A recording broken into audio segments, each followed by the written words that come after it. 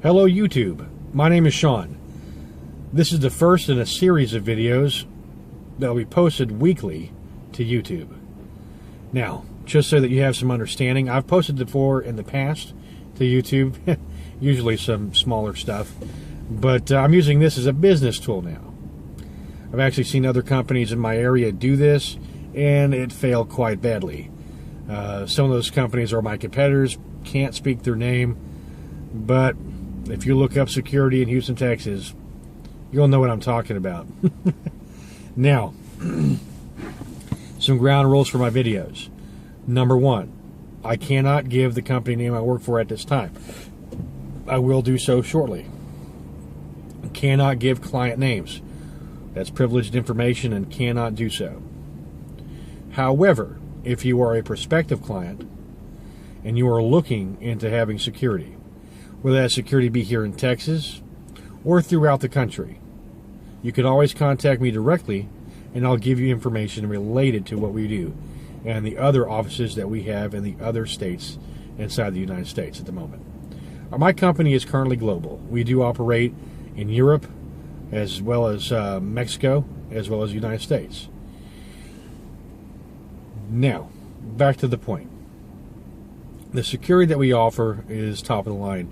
Our bill rate's kind of high, and the reason it is because we offer the best guard for the coverage. Most of our officers, if not all of them, are ex-law enforcement and ex-military. We do that on purpose because we believe in supporting our veterans as well as local law enforcement and retired personnel. I myself am looking into going into law enforcement in the next few months, and I will be continuing the security profession while I attend. Now,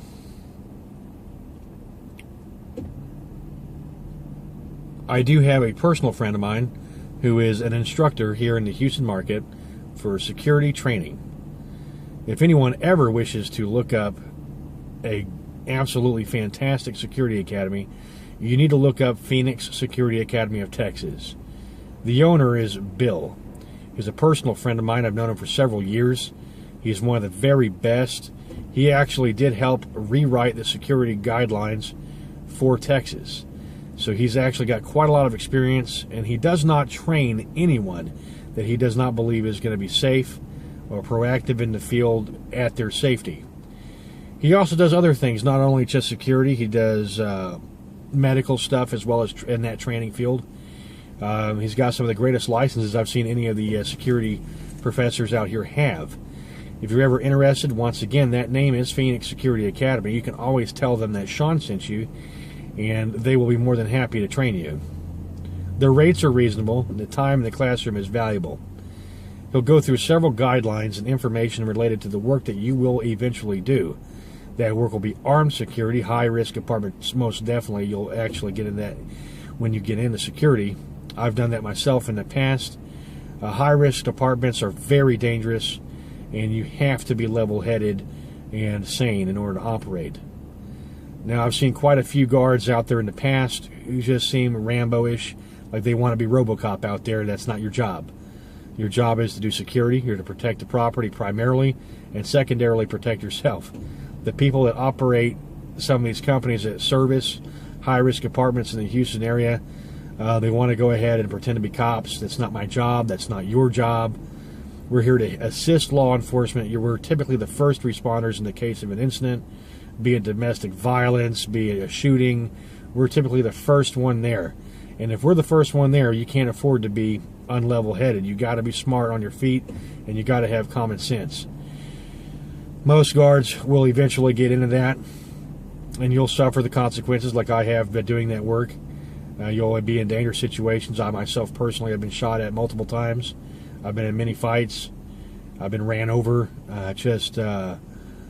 Seriously dangerous work. If that's work that you're interested in doing and you know that you can keep a cool head, then that is something that you can look into. The security market is not for everyone, and I'll make that very clear now. The security field is for people who want to progress in that field. 90% of the personnel who come into security stick with it because it's just a paycheck.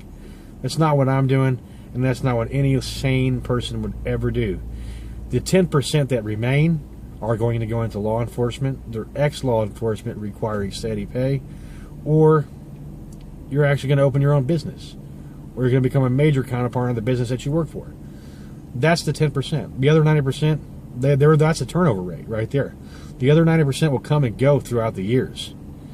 I've made a very steady plan to keep in this, what I'm doing now, until I get into law enforcement. The information and the skills I've learned here are invaluable, even in the field of law enforcement. I've actually met quite a few HPD personnel, some field training officers here for HPD in Harris County.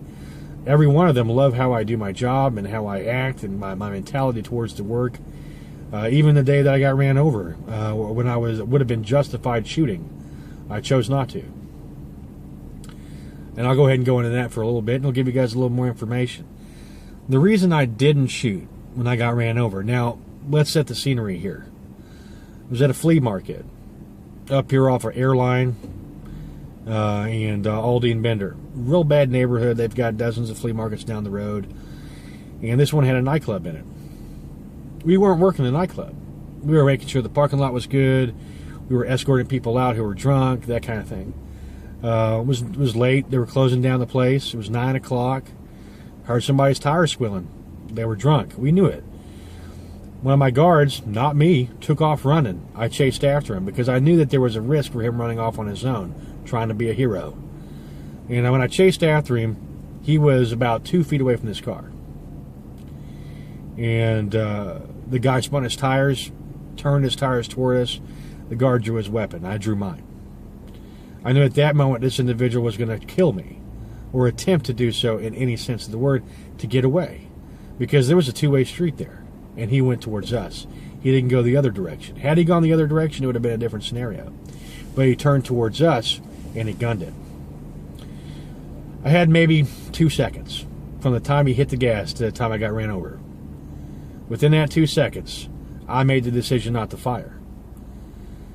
If I had fired my weapon, I would have most definitely killed the individual inside the vehicle. If I had killed him, I would have been dead as well. I was standing to the right side of the roadway there, and his tire would have hit me dead center. He would have ran over my face, and I would have been a pretty little paint job on the parking lot floor. That's what I would have been. I decided to move. He still struck me, hit me on my leg, flipped me in the air, and ran over both my legs with both tires. That was an excruciatingly painful scenario. The other officers in my area opened fire, because he also struck another officer head on. Myself and the other officer, as you can see, have survived. The individual got off scot-free. He actually got no-billed by the grand jury. They didn't feel a reason to prosecute, seeing as he was an illegal immigrant and he was going to be deported. Wasn't a use to waste county money. But that's all in the past. That's the risk of the job that you do. It's the risk of the job that I do. Now, I don't do any of the high-risk stuff now. The majority of the high-risk stuff I do now is typically ATM escorting. That's included the company I work for, as I mentioned before. And that's probably more dangerous than what I was doing. You deal with varieties of people you've never met, people you've never seen before. All of them want to use the ATM. Some of them don't. Some of them want to test you. They want to watch you, see your reactions. It's very dangerous work. But if it's something that you're interested in, contact me. As always, have a good day, and thanks for watching.